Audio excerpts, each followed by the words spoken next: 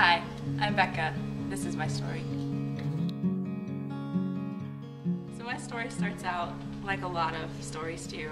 I was born into a Christian family, raised in a Christian home, went to church every Sunday, Sunday school, all the normal things, I guess you could say. When I was 13, I went to a different church and got very involved in the youth group. And was just, lived a pretty easy life with the family of four, as American as they come, I guess you could say, pretty normal. And then my testimony, I guess you could say, kind of starts in high school. And that's where things started to change a little bit. The first few years of high school, I was very strong in my Christian belief.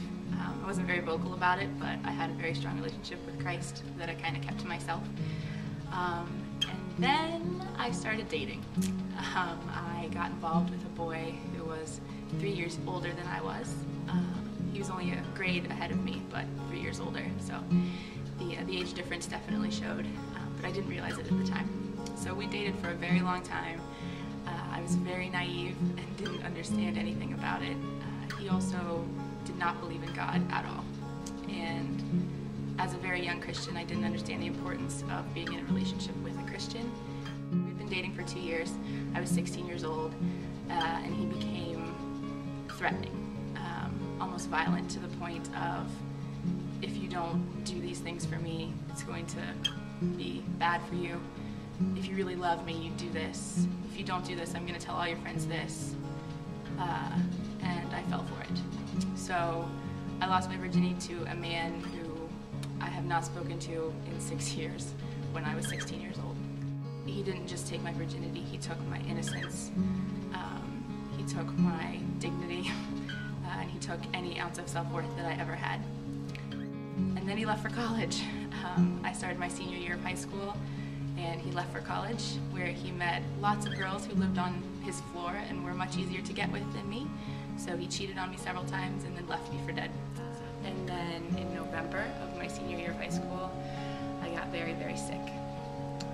I spent most of December in the hospital. The doctors could not figure out what it was. There was no specific cause for it. The C word was thrown around. And that was kind of like the leading diagnosis, was stomach cancer. And so right when I was getting tested for those things and beginning treatment, all of a sudden it was gone. And I was fine. And that was without a doubt from God.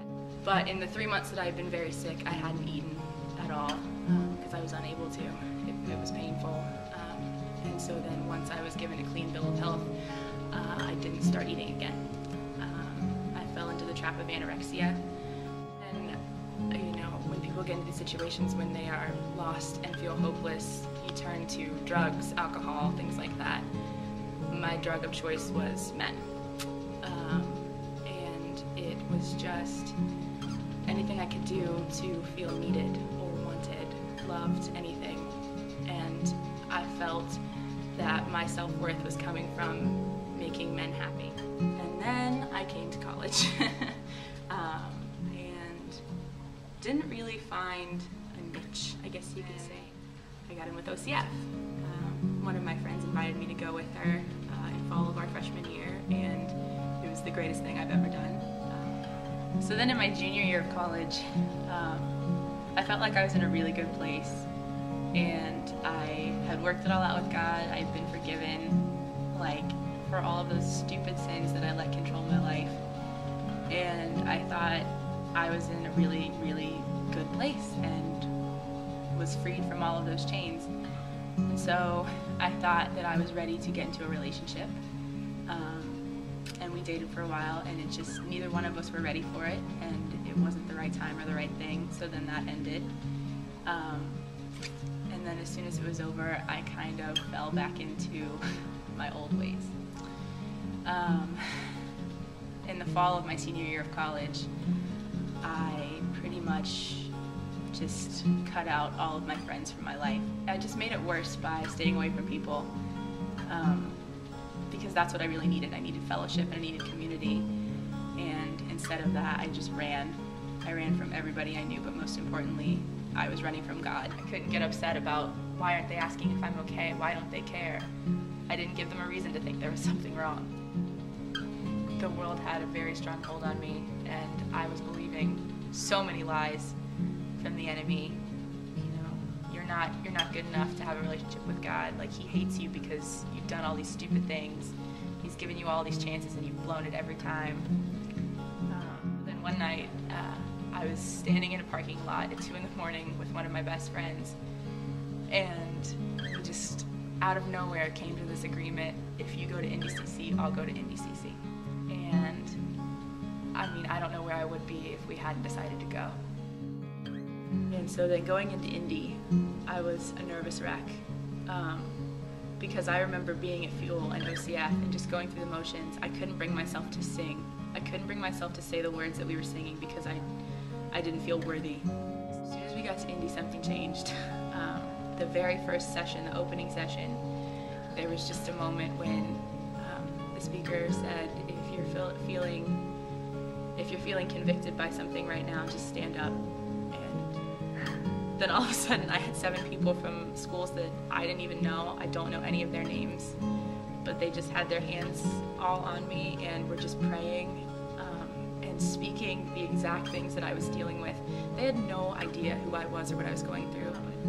On New Year's Eve, I remember just thinking about all the things that I had wrestled with God with the last few days, and just came to a point where I was ready and felt deserving to even speak to God. And so,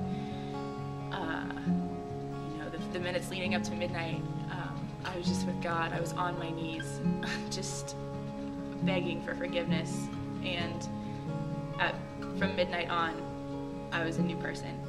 And on January 1st, 2012, I was baptized. And it was just so symbolic of this new life that God had given me. And I had been literally washed clean. The moral of the story, children, is your worth does not come from men, or from drugs, or from alcohol, or from the opinions of people, or your friends, or your family, or school, or any of those things. Your worth is found in one place, and that's from Jesus Christ.